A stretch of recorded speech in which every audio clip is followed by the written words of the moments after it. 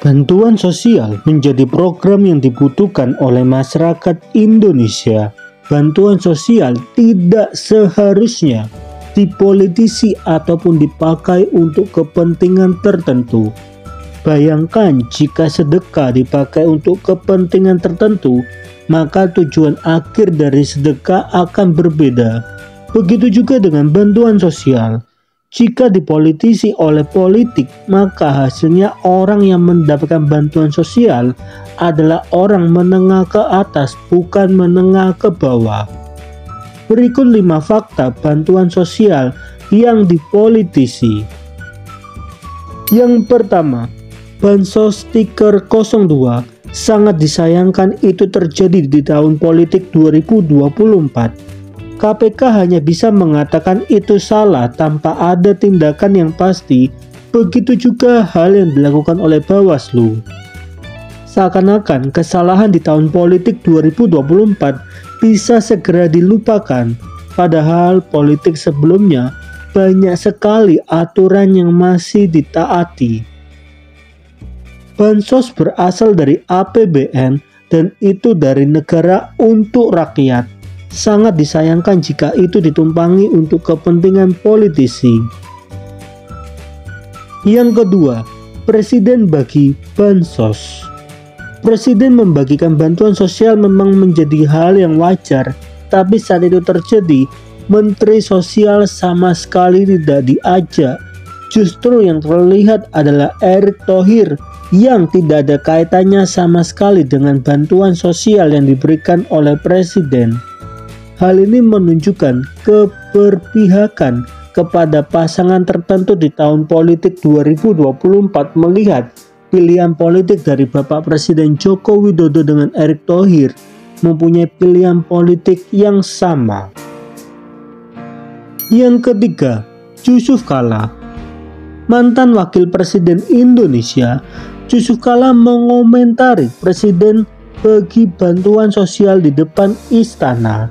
Menurut Yusuf Kalla, itu adalah hal yang tidak lumrah karena orang yang dapat adalah orang yang mempunyai mobil ataupun kendaraan bermotor. Hal ini berbicara soal warga menengah ke atas, sedangkan bantuan sosial sesungguhnya ditujukan kepada warga menengah ke bawah. Memalukan benar bangsa ini kalau Presiden bagi beras bansos di depan istana. Menurut saya paling memalukan lah gitu. Kok bansos itu dikasih di depan istana? Yang lewat istana kan semuanya mobil, motor. Masa itu dikasih beras? Kan tidak enak. Jangan diulangi lagi dah. Memalukan benar bangsa ini kalau Presiden bagi beras bansos di depan istana. Yang keempat, Menteri tidak kompak. Isu menteri tidak kompak mulai muncul saat Mahfud MD meninggalkan jabatannya. Dan semua semakin diperjelas ketika Menteri Sosial tidak diajak saat bagi-bagi bantuan sosial.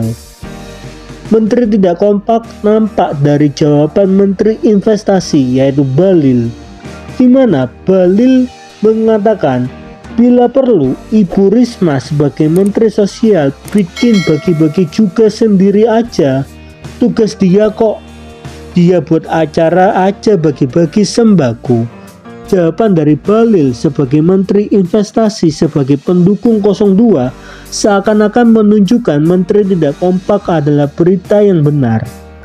Jika memang di antara menteri tidak ada masalah, sebagai Menteri Investasi seharusnya tidak perlu menyuruh Menteri Sosial membuat acara sendiri untuk membagikan bansos. Yang kelima, DPR. Berita isu politisi bansos semakin menguat dari hari demi hari, membuat Presiden Joko Widodo mengatakan bahwa itu semua sudah atas persetujuan dari DPR. Memang sangat baik jika bantuan sosial diberikan kepada masyarakat. Tetapi kenapa ada orang yang tidak diajak seperti Menteri Sosial yang merupakan tugas untuk mengurus bansos? Di satu sisi, sebelum bagi-bagi bansos telah muncul stiker 02 di bantuan sosial, maka itu seperti menyambar minyak di dalam kobaran api. Jadi bagaimana tanggapan dari teman-teman soal bantuan sosial? Coba dong tolong tulis di kolom komentar. Pertama umur, yang kedua kan baru 2 tahun aja jadi wali kota. Yang logis saja lah, yang logis saja lah, yang logis saja lah.